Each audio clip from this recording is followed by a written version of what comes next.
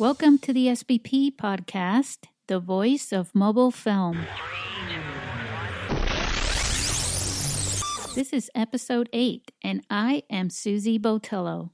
I'd like to take you to Australia to talk with Chris Stollery. He's the first place winner of the International Mobile Film Festival in San Diego in April 2017.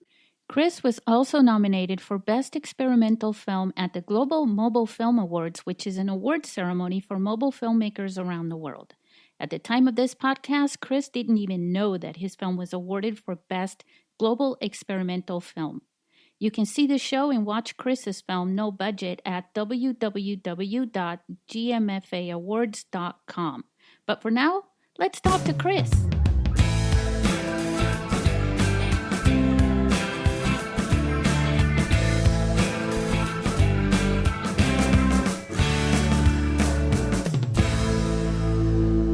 Hi, Chris. How are you? Hi, Susie. How are you? I am great here in San Diego, and you are in Australia. Where is, it's Bondi, right?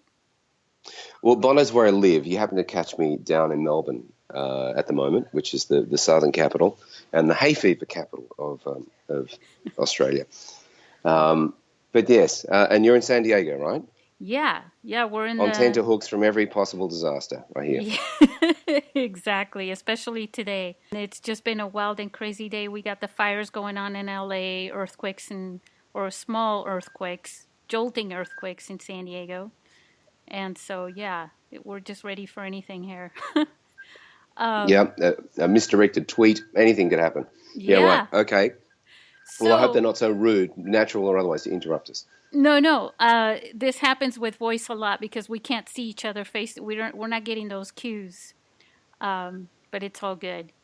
So for our listeners who naturally are from all parts of the world, we get a lot of listeners here from the U.S., but we have listeners from the Pacific through the Middle East, through over there in Australia and Europe.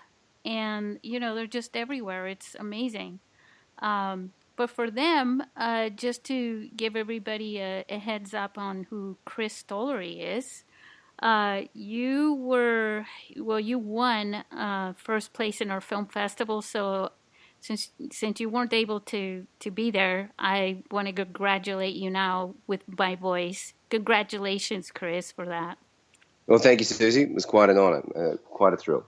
Yeah, you made a film. Now, I'm a little confused. Was it shot with an iPhone 4 or a 4S? It was shot with a 4S, which is basically ancient technology already. But it served the purpose for what we needed, which was a no-budget way of doing it. Yeah, and that's a great segue. The film was called No Budget. That's right. Yeah, and you've also, because of your win at the International Mobile Film Festival, you were selected as a nominee for Best Experimental Film in the Global Mobile Film Awards, which is happening right now. And we'll put a link to that on the notes in the podcast. So congratulations again. No, it's the little film that keeps on giving, and so it's nice to see it still has a life. It's been a couple of years since we made it, so it's a really inspiring film, though, because and not just because of the title, but even though it was done very well. I mean, it really was, the sound and everything was very well done. It does have that no budget, sort of on the fly feel. But I can tell that it took a lot of work. So before we talk about your film, though, why don't you tell us a little bit about yourself and your background and what brought you into mobile filmmaking? Oh, okay. Well, I've been an actor for the last several decades now. I mainly in theatre. I mean, I've done a lot of TV here in Australia and a couple of films as well. But most of my time has been spent in the theatre, which is my first love. But I also have this sort of nerdy, geeky streak that sort of loves every little bit of technology that comes along, and so I'm an early adopter. And the capacity for doing stuff on the phone. I mean, I always had various handycams through my younger years, the Hi8s and all of those things, and they never quite delivered the promise that they had, or the previous analog. I just spent so much money on outdated equipment. Like, I mean, I think of what I spent, say, nearly 20 years ago when I tried to start making, films using the digital technology, and they're just nothing really worked together seamlessly. It was a very frustrating sort of thing to try and use as a home user hand anyway. But when we got to the iPhone and the full digital spectrum of things, it's just incredible what you can do, and so I've made a couple of other films as well, not on iPhones obviously, and I did a couple of years ago now. I went back and did excuse me, a postgrad course at AFTRS, which is the National Film School here in Australia, and continue to do all of the above: a bit of acting for film, for television, theatre, and also writing and directing films. That's pretty amazing. The other difference between theater and being directed on a film is the stage right and the stage left, and you have to think the opposite, right? That's interesting, actually. It's quite an indicator about the camera-centric nature of film and TV. On stage, when you're directing an actor, you talk about the surroundings from the actor's point of view, so they don't have to think anymore. So stage right, if you're a director, you're actually talking about what is to your left. It's the actor's right, so they just can process the information quickly. Whereas everything is, the camera is a very selfish organ, that everything is from the camera's point of view, and we all have to accommodate what the camera can and can't do. But I also, a differentiation between the two mediums for me is that I find that theatre is very much an actor's medium, because it is you and your audience, and you have a direct line to that audience. There's just the proscenium arch between you and them. Whereas as an actor in film and television, there's a very, very complicated process that takes several months before it's finally delivered to the audience, and you're often not there for it. They're alone in their room, in their living room, or in a cinema. You don't get to experience that. So as an actor, I prefer the stage. But when it comes to directing, for all the other, the exact converse reasons, I love to direct, because you're sort of part of every bit of the process. You've got to think about all of these different layers to the editing, the sound, the script. Every bit has to work together. You really are pulling a lot of threads, and I really enjoy that challenge. And on this one, as you can imagine, having seen it, the threads were pretty diverse. Yeah, well, I mean, so first of all, you've got a lot of wonderful. I used to be a script supervisor, so continuity was one of the first things that I noticed, because All right, yes. oh yeah, you're going from one location to the next, and I was keeping track of where your headphone, your earplug was the entire time. Your shirt was, perfect, and everything looked like you were walking within a few seconds between one location to the next, where I know that wasn't the case, because you could see the naturally, visually, you could see the difference between each location. So how did you I mean, first of all, where did you even get the concept of doing this? I mean, it was an experimental film, right? But I understand that part, but I'm sure, I mean, you had to do a lot of planning for it, right? Oh yeah. What is in one of the delights, I think, that is that what they're talking about in the film is what we were going through. On some levels you have to plan, but on other levels you have to be able to go with what you get and incorporate a spontaneity. And it is a trade-off all the time between these two things. You can't just run out with a camera and start filming, because there's just things that are going to get in your road very quickly. You have to account for a whole lot of things, but then leave space to play. I don't know how much to give away. I mean, one of the delights I've had is of people throwing up their versions of how we produce this. So I sort of feel like a bit of a magician who doesn't want to give the game away by explaining too much. Especially when I say we did it with no money, and it sort of looks impossible, like David Copperfield making the Statue of Liberty disappear. It looks impossible, but somehow it is done without any destruction to the statue. But first of all, I'm very, very pleased to have passed your continuity test. That means a lot to me because I know what eagle eyes script consultants have. Well, these are theatre actors. I mean, they've done a lot of film as well, Richard and Josh. And I think that actors in the theatre have a great body memory because we have to memorize a production that we then carry across, months at a time, sometimes many different venues. You have to carry the sense of where you were in space and what you had in your hand and all of those sort of things. Very choreographed. It's very choreographed. So once we'd done it a few times, and we had to come back to those bits of the, they were able to remember that stuff without. We didn't have any. It was just me and them. Like we didn't have any team behind us. It was very, very simply done. But I could trust them to keep all those things consistent through every scene, and I think that really is because of their theatre training. That they just have a physical memory. Oh yeah, I believe it. There's so much blocking in theater. Well, there's blocking in both, but you could tell they were. I mean, they knew what they were doing. Either that, or you had a great script supervisor going along and tagging along. Oh, we didn't. No, it was us. It was just little old me and them. Well, I keeping loved each it. other honest about the right costumes. But because we did film it over a long period of time. In fact, I think it was 9 months. Really? Yeah, I think all the shooting was done in 9 months. Yeah. Wow, you're blowing me away here because, well, I mean, I realized that you had all these different locations and blah, blah, blah, but I was thinking, like in San Diego, right?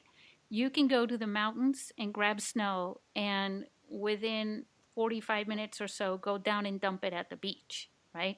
But I know Australia has some diversity as well, but it's a huge country. I mean, Yes. the city is big, but I imagine maybe it took a couple days at the most, just because of how seamless each cut was between the locations. Each Right. city. So, wow, that's Well, amazing. yeah. I mean, I don't want to give too much away because I think the delight is in not knowing. But when you spotted that there are a couple of places that probably weren't in Australia, I guess you must have noticed that. Yeah. So it did take a bit of time, and at one point there is someone I did. There was one bit that I didn't film because I wasn't with them, so I had to do that via Skype and Dropbox from Berlin. I was in Berlin at the time. Wow. Yeah, that was quite interesting. But we got a lot of footage, and it's amazing how it sort of did come together. I had the idea. I guess I had the bookend and the beginning and end pretty clear in my mind, and the conversation that they had, when I wrote that, it sort of flowed out of me because I guess I've been immersed in those sort of conversations for as long as I've been in the business about low budget versus big budget and the pros and cons and the trade-offs between having the creative freedom of a low budget film, but obviously the benefit of a big budget to be able to achieve the look and feel of what you want. So those conversations were very much in my mind, and I had. And the conversation was about making a movie with a phone, and the whole argument with it was just perfect. Yes, it's very meta and very like explicitly self-referential. It Yes, was almost like a great strategy to submit it to mobile film festivals. It's like, oh, that's you're right. definitely going to get selected. Well, they didn't really exist when we made it. Yeah. It was I had in mind some, sending it to which it did. It played in the big festivals here, St Kilda Film Festival and Flickerfest, and a few others that are in Australia. I went to Palm Springs as well, I think. So it was the traditional uh, venues is where I was thinking of it. The mobile phone making as an art form is really starting to take off, which is interesting. Yeah, well, there Um, were some film fest. I mean, when I first started this was back in 2009, and I threw it out to the world, and literally my first film festival had like 9 films. And then right. this last one that I had, there were 260 something submissions. So it's grown a lot, and also our reach has grown a lot. But we had one filmmaker come all the way from Macedonia. Somehow he found us. Yeah. Um, Wow. yeah, and that was for the very first film festival, but we couldn't even get a venue until 2012. Uh I was huh. looking for someone to sponsor it, and no one would believe me. They thought I was crazy. You can't put a film that's shot on a phone, on a big screen. No way. And I was like, yeah, yeah, yeah, yeah, you can. Yes, you can. And but finally had it done. And you filmed this back in, was it 2011, 2012? I mean, 2012. So that's a long yeah, time ago now. And as I said, this is ancient technology, right? but it stacked up well on the huge screen at the Astor in Melbourne where it premiered. The technology even then. I mean, I could recognise that it was. If you'd showed that to someone from 1991, they Oh, would have been beside themselves about the picture quality even then, yeah. let alone the versatility of the recording device. Um, so yeah, and the films I've seen in shot on this format, the iPhone 7s and 6s, I mean, they're extraordinary. It is truly amazing. I mean, I really only scratched the surface of what you can do in terms of the aesthetic of the actual frame and the actual color. And I mean, that film Tangerine that was done on the iPhone 6, for Oh, yeah. example, with anamorphic lenses. Yeah, there's an open slather of possibilities there. Yeah, well, the last episode was that we had on our podcast is a filmmaker from LA. Well, not LA, he's in New York, but it stars Hollywood actors, and it's a full feature length film. And I don't even think he used lenses for it. He did most of the achieved the aesthetics of the film through post production. Oh wow! Yeah, and Conrad Mess back in 2011 when he shot his first film, The Fixer, he shot that not with a 4S but with a 4, and he put it in Adobe After Effects and achieved the look of that film, which has that blockbuster action film type of look and Yeah, feel. And it's so most of these things are achieved in post production as well, which is, see, that's the really cool thing about this, is that there are many ways to go about it. Um, in your film, the quality of the film isn't just the aesthetics, because it's meant to look like a no budget film. It's the yes, way that you compiled the story. The story flowed, and now that you just shared that this took months to shoot, and it just looks like it was casually done all in one day. That's pure movie magic. right. Um, Oh well, thank you. The magic element of that is something that I'm very touched that you see it that way, because I do think it is a bit of a magic. Yeah. yeah, no, definitely, and also the sound. So, how did you achieve the sound? It's pretty consistent all throughout. Yes, it's pretty good. Originally, we tried a few little tests about. I was going to record with a Zoom, or try and. Originally, I thought that that's what I'd have to do is to get lapel mics or something like that, and then in the end, I just used the two guys' phones in their pocket. Cool. So they just the voice recorder on their phone. If I was shooting from some distance away, You were using not the earbuds? using the earbuds. No, just the phone in their top jacket pocket. Oh, Josh was always on the left of Richard, so he had his phone in his right hand pocket, and Richard had his in his left. So they were looking towards both of the other microphones. So I had two tracks there that I could mix between.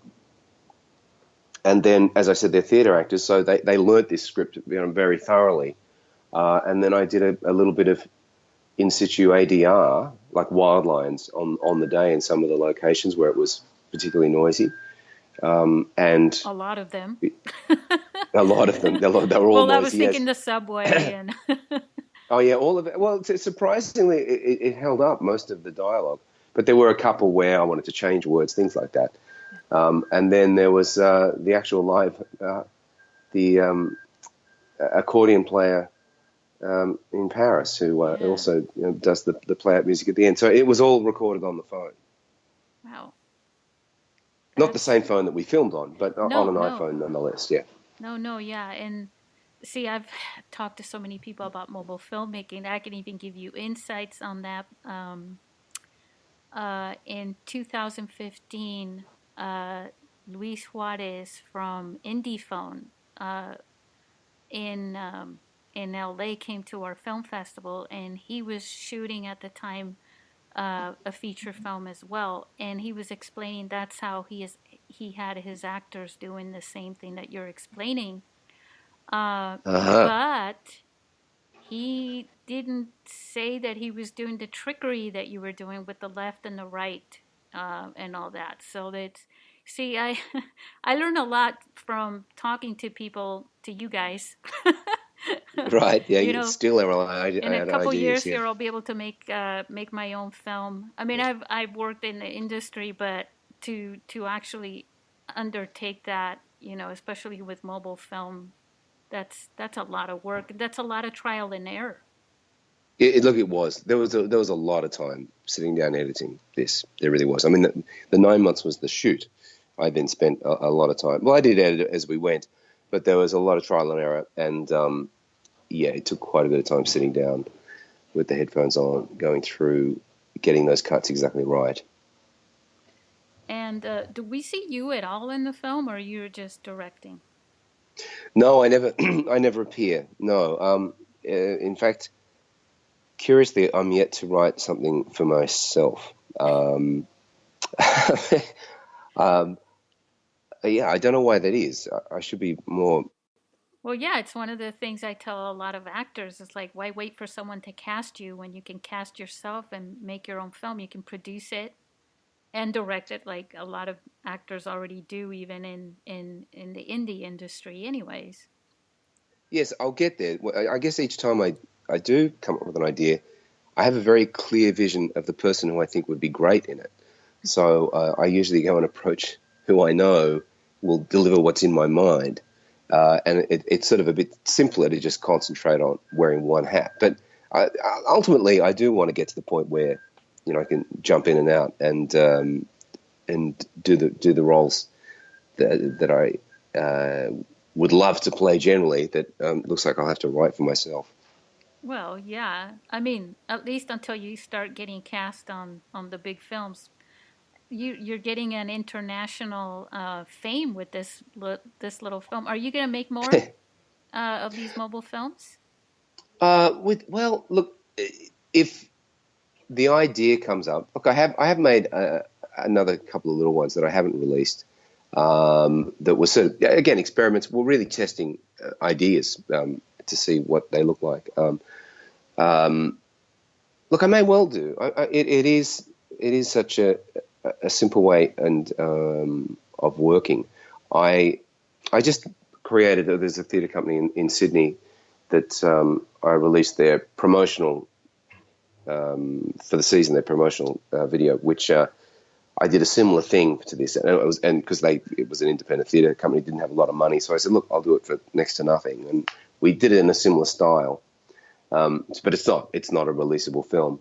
But no, I think the other ideas I have that are feature length, I think I would go that one. I'm planning to go that one step further and do it with a proper budget and with all the bells and whistles there. Yeah, I still have that dream. Yeah, yeah. Well, a lot of people. I mean, this for a lot of people, this is the stepping stone. It's a Yeah. way to get there. And with each film, you get better and better and better. And once you, I mean, it's never perfect. There's always, I mean, if it was perfect, you wouldn't even do it because obviously, from what I can see with your experiments, you like the challenge.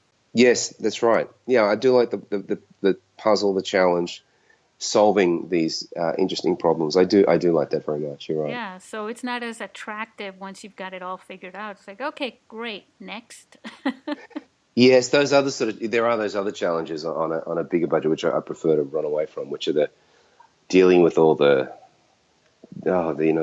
when you've got a big budget, there's all the distribution aspects. There's all the usually where the money comes with a lot of conditions on it, and negotiating the politics of that is not necessarily a puzzle that I leap to to try and solve. Yeah, Yeah. I know it's fantastic. What else can you share about the film? I mean, I know you wrote it and you Yes. also directed it and you edited. You said you had to do some ADR. What else did you? So, if you did you use any apps to film it at all? I mean, I don't even think there were any apps back then, were there? No, there wasn't an app. The only thing I used that wasn't the phone itself were these very cheap little lenses. They were magnetic lenses that attached Ah, to the thing. So there are a couple of because you need variation of shot size, and you need a variation of focal length to hold for anything longer than a minute or two. I think. yeah. I mean, I know there's the what was the film that that was all shot on a 28 mm lens. What was the one? What's it called with Leonardo DiCaprio?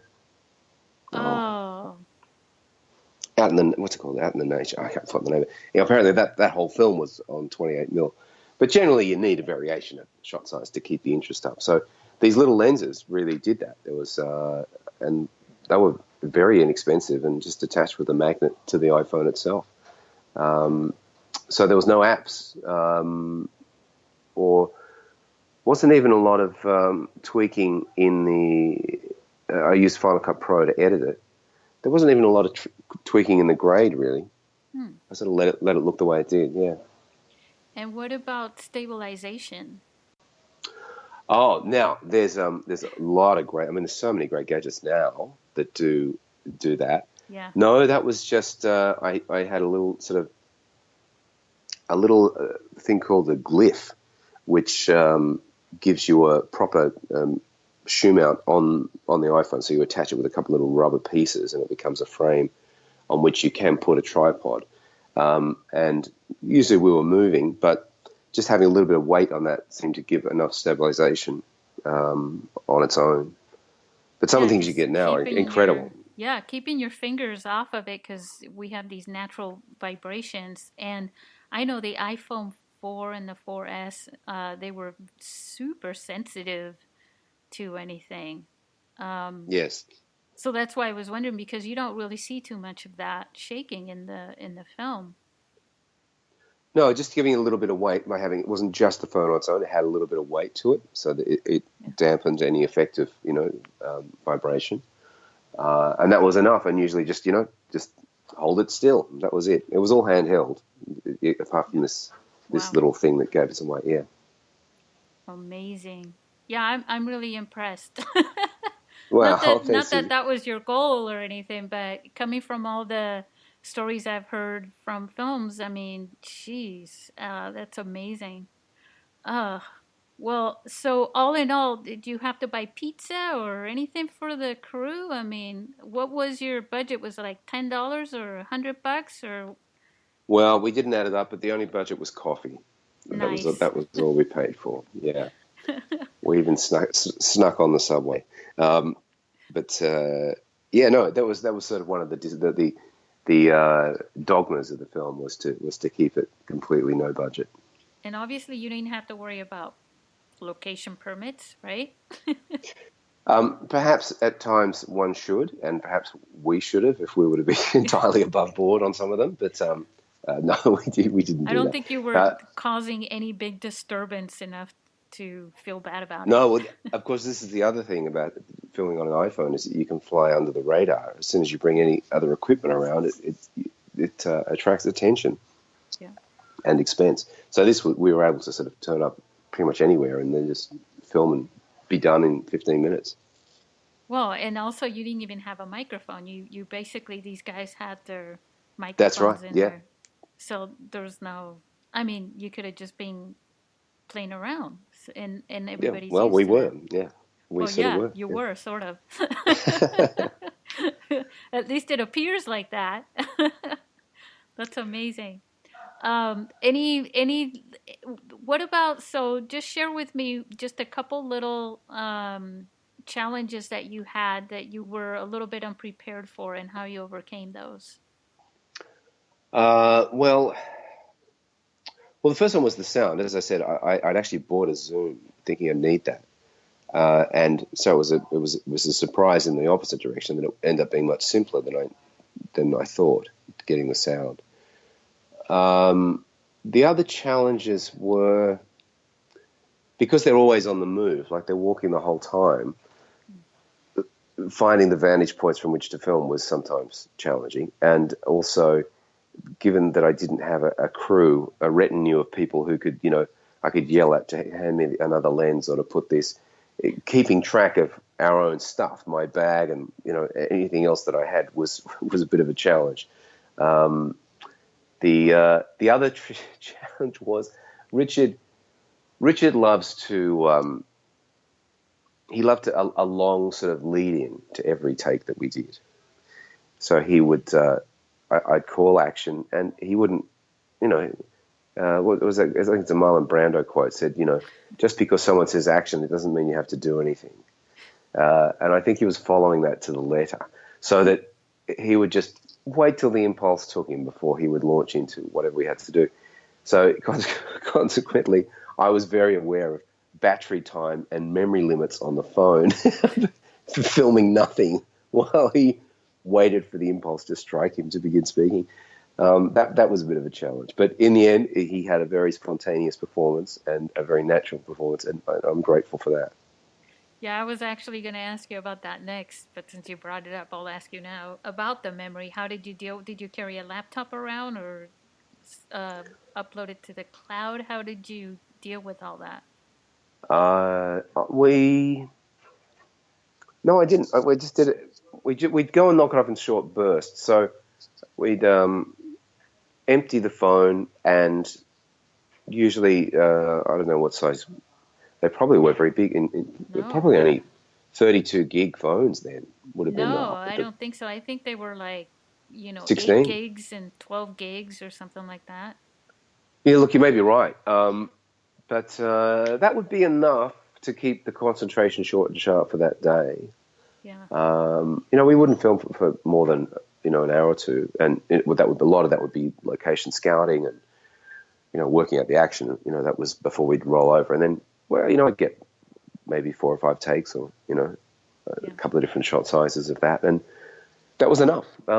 We could have a very short day. And then Weren't go to the hiring coffee anyone, shop and and that's right. And I download the phone, download their audio, or get them to email it to me, and then sit and edit it that night.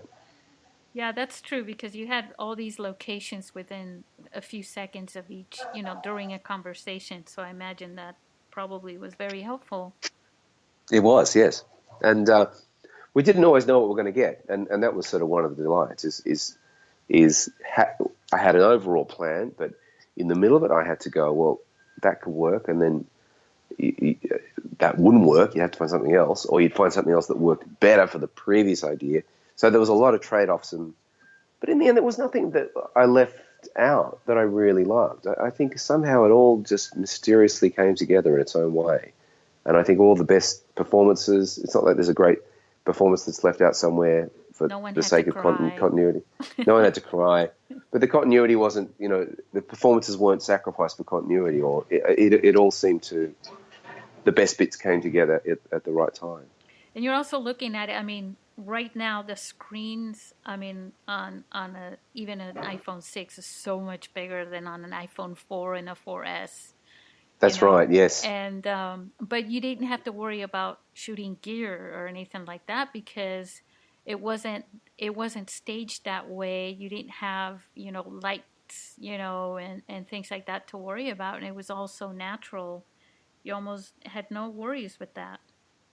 Well, that's right. The whole conceit meant that any glitches or lens flares or whatever were part of the charm. So yeah, we Yeah. did give ourselves an out there.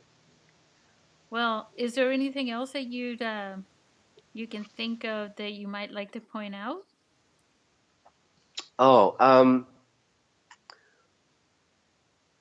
well, there is one performance that I do slightly regret not having. Originally, the performances. Oh, how do I say it? There are two wannabes who turn up at the end of the film, who may not be immediate. They're both wearing sunglasses, but I think most people would recognise Hugo Weaving and David Wenham as the two sort of interlopers at the end. That sequence was originally meant to have been played by Kate Blanchett. Wow. Yes, and then as it turned out, the timing of that we just couldn't get the timing to work for when she was around. But yeah, so that is a that is a slight After 9 months, regret. you couldn't have waited a little longer. Well, no, there was a deadline on the film festival that we were going into, and then I think she was taking off on a publicity tour and shooting something in some other part of the world, and yeah, we did try every variation of how we might get around that, but no, we just left it too late. And anyway, I'm very happy with Hugo, and they're a good second choice. But don't tell Hugo that Well, we'll hide the podcast interview. their audition, but really they may not be as famous as her, but their audition was much better than her audition. Yes, that's right. Yeah, well, you do say something about that, about inserting famous people or something like that in the dialogue. That's right. Yes, that's right. Again, very meta, very self-referential. Yeah. Yeah, it's like an inside joke. Yeah. Yeah. I like those levels and things. Yeah. Yeah, that was cool. Okay, we're gonna play a little game here. We call it Okay. shout out time. So what we're gonna do is we're gonna give you 20 seconds. I know you got what was that? Hay fever? What did you call it? Yeah, it's hay fever. Yeah, Hay it's quite. fever. I should I get without a hacking cough interrupting us. Uh, Yeah. yeah. Well, I hate to put you on the spot. We're gonna have to make you sweat here for a second. No, I'm just kidding. Um, this game, you've got 20 seconds to give a shout out to whomever you want, as many people as you want, but of course, you got to somehow, give them all away in 20 seconds. So, are you ready to play this game? Okay, 20 seconds. Right. Yeah. I think I can do it. Okay. Okay. I think you And what do can. they get? Do they get anything They if I get they them? get they get a mention. This will be in Hollywood, right? So, uh, when you invite your friends over or whatever someday, could be 10 years from now. Oh yeah, I did mention you. I did say you mentioned you in this podcast. Here, I'll play it for you. And to the Okay, here ones we who go. don't Good. make Okay. it, the ones who don't make it, you say sorry. I only had 20 seconds. Right. Okay. That's So good. Yeah. So it's a valuable 20 seconds for those people. yeah, it's Okay. kind of Sure. like Let's go. when you win an academy. This is good practice for your Academy Award Okay. speech. Okay. And I've got to give them. I'll give them a little bit of context without chewing up too much time as well. Okay. Yeah. Okay, you ready? So get set Yes. and go. Well, from the film, Richard Pyros in London, Josh McConville, Yalan Ozachelik, Hugo Weaving, David Wenham, of course, to all the Aspen Shortfest people, Laurie Rosedale, Oscar Sharp, Asipi, Michael Nathanson, Jason Van Genderen, Bernardo, Max Romy, and from Sydney at Paper Moose, Nick Hunter, Seaton K. Smith, my pals, Tony. How many Wow. did I get? I'm just like, I think you named like 100 people in 20 seconds. That's Right. amazing. How did you do that? You must be a very well versed actor. Oh, well, I have visions of the people that, some of those I haven't seen. They're over in the States and I haven't seen them for many years. And Aw. so, maybe they'll be listening to the podcast. And yeah. Well, maybe, yeah. I mean, maybe you can come to San Diego for next April. Well, okay. Well, I haven't been to San Diego, so that would be a lovely thing to do. Yeah, if you come to San Diego, you know who's actually going to come to San Diego? We're Who? not giving anything away here because it's not a surprise. But Angela and Allison from SF3, the Smartphone Flick Oh, okay. Fest. Oh, very good. Yeah, Oh, great. they're Yeah. gonna be here. We're gonna share. I'm a giver. I'm a sharer. Gonna share our film festival with them. Oh, great. Well, I think it's it's fantastic that you all three of you, are giving a platform. When we can all make these things, but it's really pointless unless someone curates it and shares it and publicizes it. So we're all very indebted to you. Yeah, well, Thank you so it's much. one happy community, that is has been growing for a long time. And I know, like what you said earlier about, it's starting to finally, emerge. And, for us who have been doing this for so many years, it started with a very small few festivals, film festivals devoted to, most of them were about mobile media, where it wasn't just a smartphone, right? It's Hmm. also, it was GoPros and remember iPods? Yes. Right. uh, Yeah. those. But my thing was about the phone because that's the one communication tool that I knew was and I don't want to sound arrogant or anything, but I knew that this would be the survivor, over everything because we all need a phone, for a billion reasons. I don't, I don't know if you even remember like when the cordless phones came out. It was Yes, I it do it actually. was Yeah. just so much freedom, right? It didn't have to be tangled up in a cord, and you'd walk out of the house with that, but you couldn't go very far. Um, but this is something you could take in your car and go to the beach and have a conversation with mom. And you have a hard Yeah. time, you can hear your best friend's voice consoling you inside your ear. It's about as close as you're gonna get. So we all need a phone for a bunch of reasons. And to put the camera on the phone was genius. And that's the one camera that I feel would survive everything. You're gonna Yeah. leave the house, you forget the camera, but you got the phone. You forget the laptop, how are you gonna get your email? You got the phone. You forget your all kinds of tools, you've got a phone. You don't even need a pen.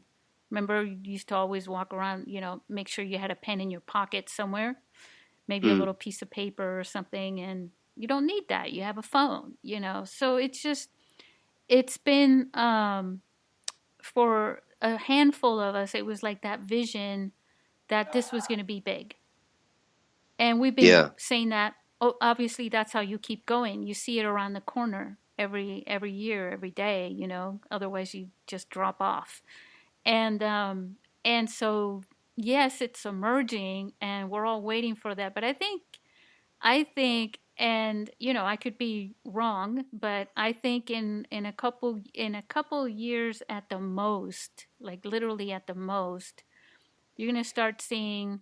I don't know if you remember Sugar Man, the Oh, the doco about the um documentary.